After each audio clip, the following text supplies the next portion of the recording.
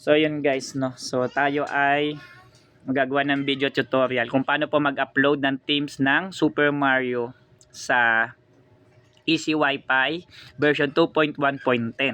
Okay?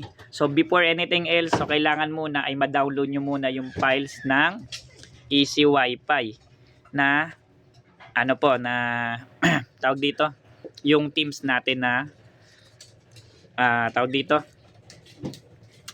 Super Mario. Okay, pasensya na guys, nasa labas ako, medyo maingay lang. So may mga unnecessary noise, pasensya na. So punta lang kayo, makikita lang po natin yung file ng Super Mario doon po sa FB page ni Easy Wi-Fi Bendo Group. Sali po kayo doon sa group. And then makikita nyo pa yun, yung Super Mario Bros. Ito yung themes nyo. Itong drive na to, Google Drive. I-download nyo siya and then i-extract nyo lang. Once na-extracted, ay okay na po ito. Ay downloaded na po na. Next naman po, once na downloaded na po siya and then extracted na. So connect po kayo sa Bendo po natin, no? So make sure na connected sa Bendo. Ito po, naka-connect na ako sa Bendo. And then ang gagawin lang po natin is buksan natin yung portal.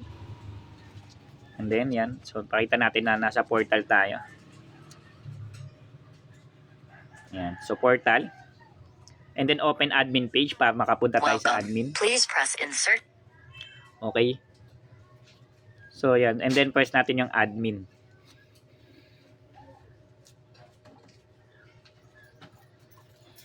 So pagkatapos ng admin natin ay nandun na tayo sa admin page. So ang unang gagawin natin is punta kayo doon sa Teams.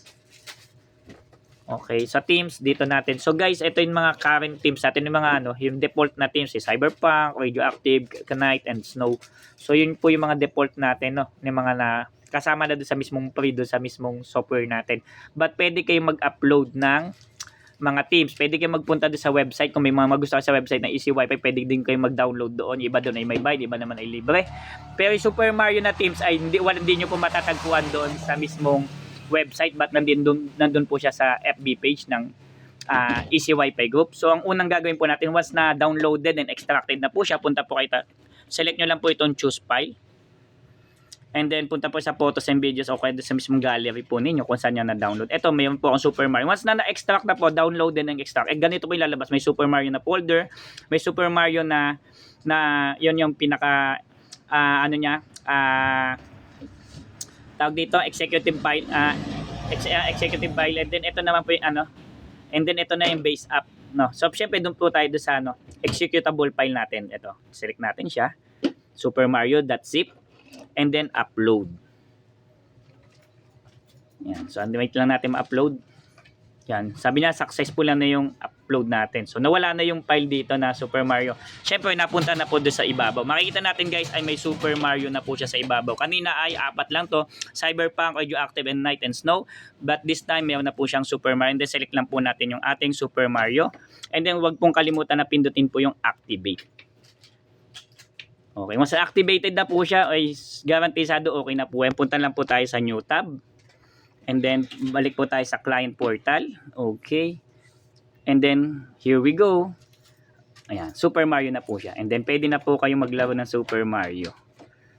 Okay. Ayan, so test natin. Start. Diba?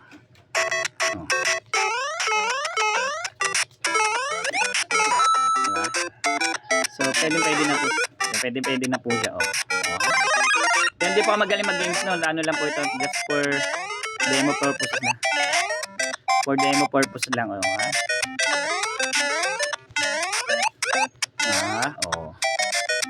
Diba? So, madali lang po mag-download.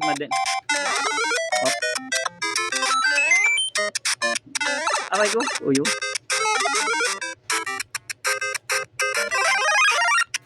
Yun lang, patay. So okay, so yan po, maraming salamat. So ganun lang po siya kasimple, no, na gawin. Back to natin. Welcome. Please press insert coin. Okay na po tayo. So maraming salamat po. Yan. So ganun lang po yung pag-upload, no, pag-download and then pag-extract and then po natin. Yan. So imit natin. So maraming salamat po. So PC mo gawa mo, don't forget to subscribe.